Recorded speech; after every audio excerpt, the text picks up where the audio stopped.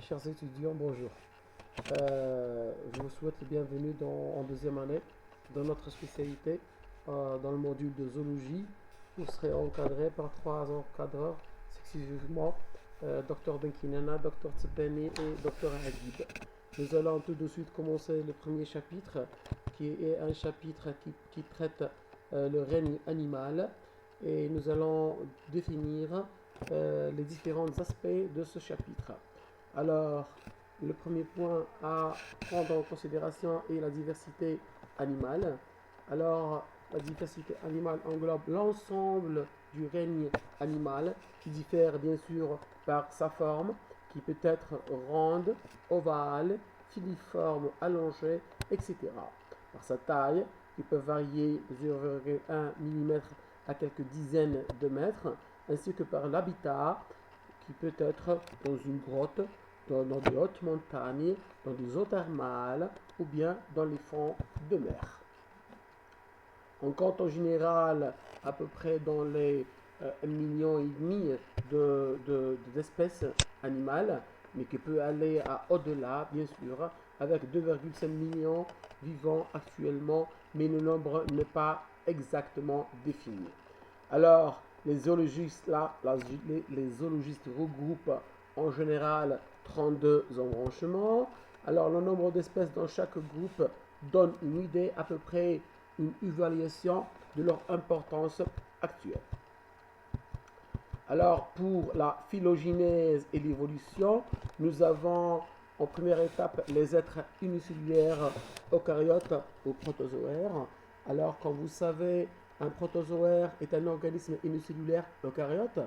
Du point de vue étymologique, le terme protozoaire, c'est-à-dire protozoaire, signifie que ce sont des premiers animaux. Alors, un protozoaire est essentiellement un protozoaire est adapté à envahir et à vivre dans des cellules et les tissus d'autres organismes, donc ça profite. Il y a plusieurs parasites protozoaires qui causent des problèmes énormes à la santé animale ou humaine. Alors, il faut retenir que les protozoaires, ce sont des êtres essentiellement hétérotrophes. Pourquoi hétérotrophes? Donc, parce qu'ils se nourrissent des substances organiques qu'il ne peut effectuer lui-même. Donc la synthèse de ces éléments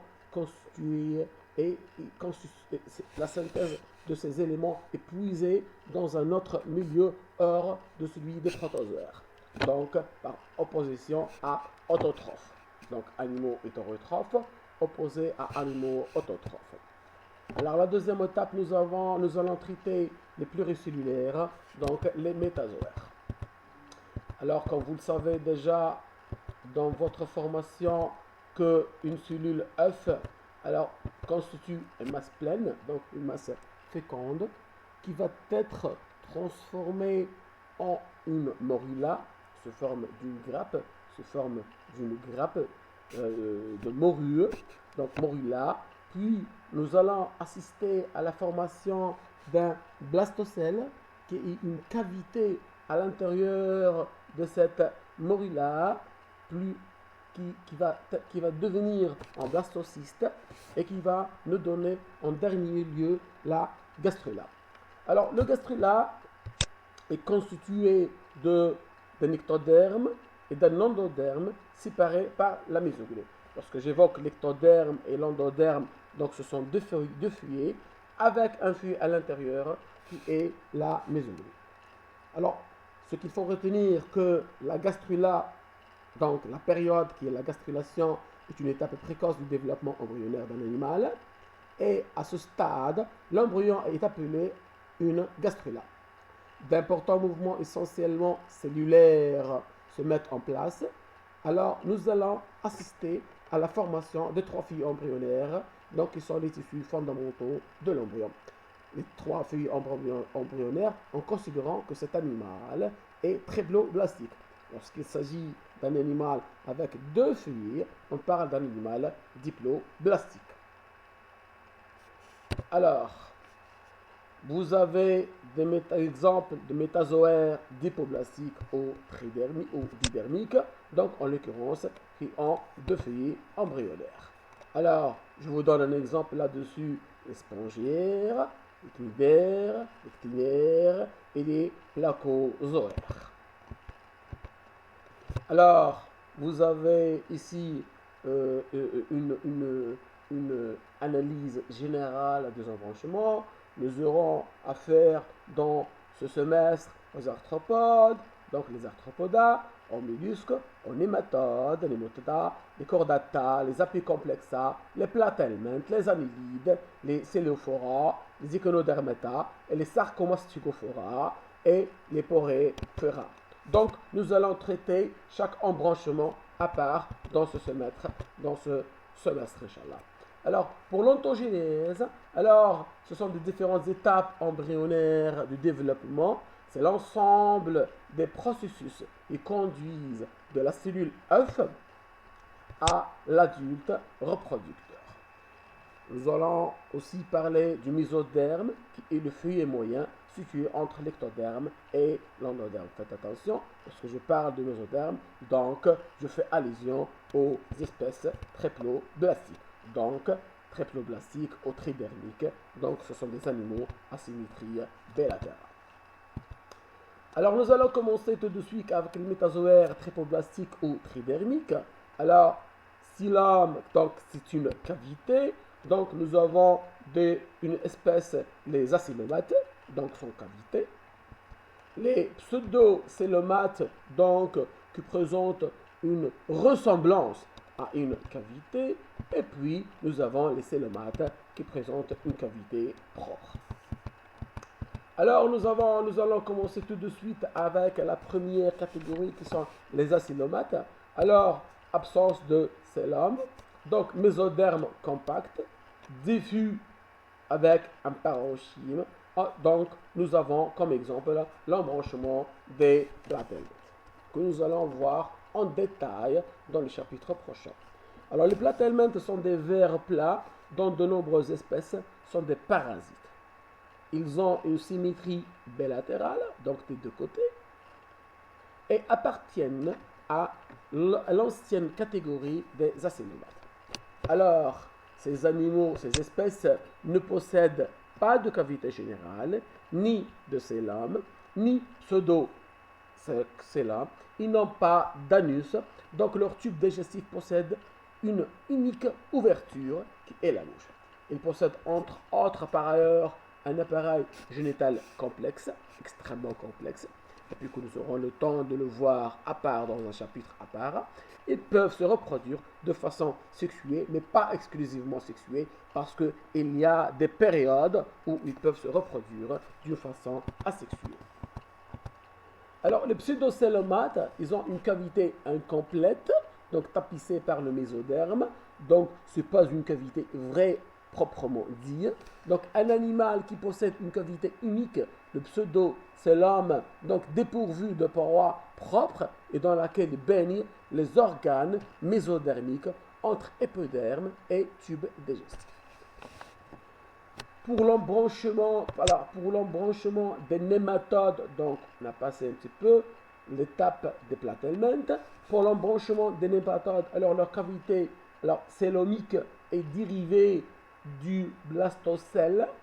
Les nématelminthes ont un tube digestif simple, rectiligne, comprenant une bouche, souvent avec des crochets, et puis que nous allons voir au TP, un pharynx, un œsophage, un intestin et un anus ventral. Donc un anus ventral, c'est la partie par laquelle on rejette les déchets. Pas de glande digestive. Leur système nerveux se limite à un anneau péréosophagien et à deux cordons nerveux, un ventral et un dorsal. Alors pour les célomates, nous avons deux catégories, les protostomiens et les deutérostomiens.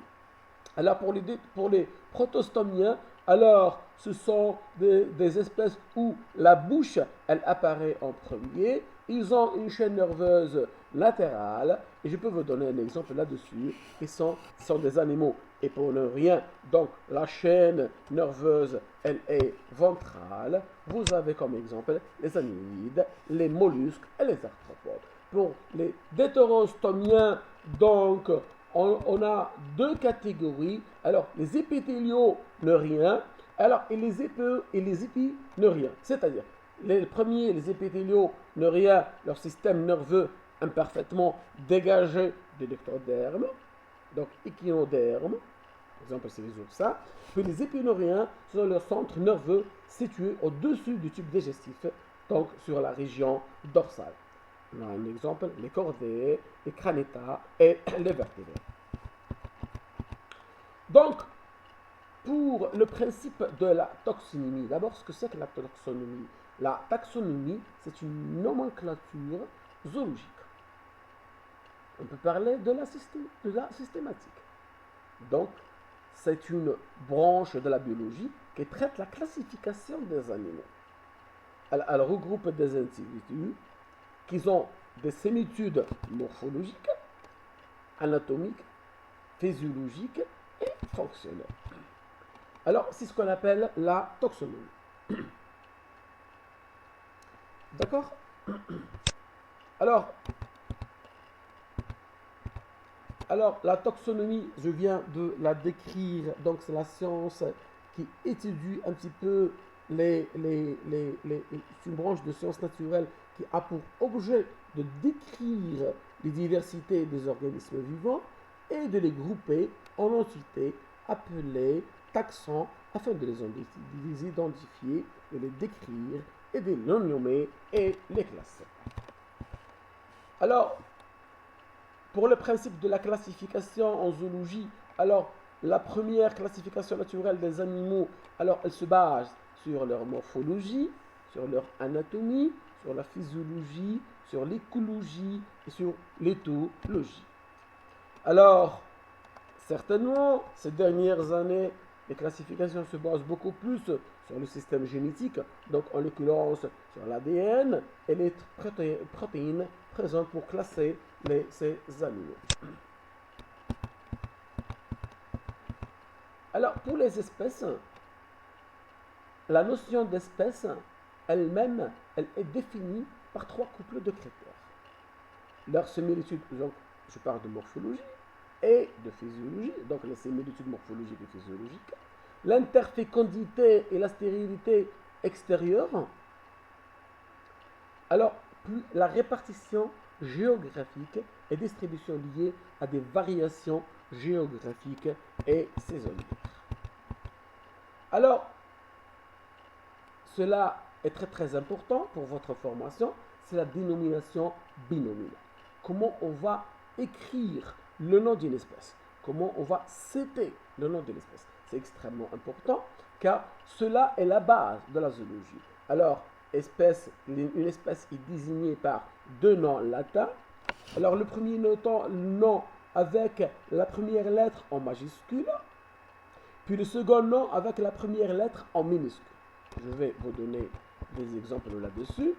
Par exemple, pour le chien, le chien appartient au genre Canis, avec un C en majuscule. Le lion, le chat, le tigre ou genre Felis, avec un F en majuscule. L'abeille domestique, au genre Apis. Alors, ça c'est pour le genre. Pour l'espèce, alors le lion Felis Leo, remarquez très très bien que le L il est en minuscule. L'abeille domestique Apis mellifera, le M il est en minuscule. Alors le genre et espèce peuvent être suivis par un troisième nom latin, qui est la sous-espèce. Alors, vous avez un exemple qui est l'Asioglossium leucosium cedri, troisième nom latin. Un autre exemple qui est l'Adrina alpopunectata funebris, c'est un troisième nom qui est en latin. Ainsi que du nom de l'auteur, parfois on a le nom de l'auteur qui l'a décrit et de la date de la première description, mais cela est très très rare. Alors, pour la subdivision du règne animal qui est très très important, nous avons l'embranchement suivi immédiatement des classes. Puis nous avons l'ordre, nous avons la famille, nous avons le genre et nous avons l'espèce. Parfois, on peut trouver de super embranchements, des super classes, des super ordres, des super familles, puis parfois des sous-embranchements, des sous-classes, des sous-ordres, des sous-familles, des sous-genres et des sous-espèces. Donc, ce qui constitue la tribu en général. Alors, exemple du règne animal, nous avons l'embranchement des arthropoda, la classe est Insecta, l'ordre des Hymenoptera, la famille Apida, le genre Apis, l'espèce Mellifera. Je répète cet exemple qui est très très important. L'embranchement des arthropoda, la classe Insecta, l'ordre Hymenoptera, la famille Apida, le genre Apis et l'espèce Mellifera. Alors, vous avez ici les terminaisons latines aussi qui sont très très importantes à apprendre. Alors, les subdivisions sont désignées par des termes latins. Il faut très très bien apprendre ces termes. Alors, la classe, elle se termine toujours par un EA. Donc, regardez l'exemple. Zo, mastigo, fera, EA. L'ordre IDA ou ERA. Exemple, Dinoflagellida, IDA, Hymenoptera, EA, pour l'ordre. Alors, la superfamille Oidae, Apoida, la famille Eda, EDAE, Electida, la sous-famille Ena, Electina, et la tribu Igni, Electine. C'est très très important d'apprendre comment s'écrivent ces terminaisons de classe, d'ordre, de superfamille, de famille, de sous-famille et de tribu. Nous arrivons à la fin de notre première présentation, donc de notre premier chapitre. Je vous ai mis là les noms de vos enseignants, leur boîte mail. Si vous voulez poser des questions sur ce premier chapitre, nous sommes là pour vous répondre et pour vous aider à bien apprendre ce premier cours. Merci pour votre attention et à la prochaine, Inch'Allah.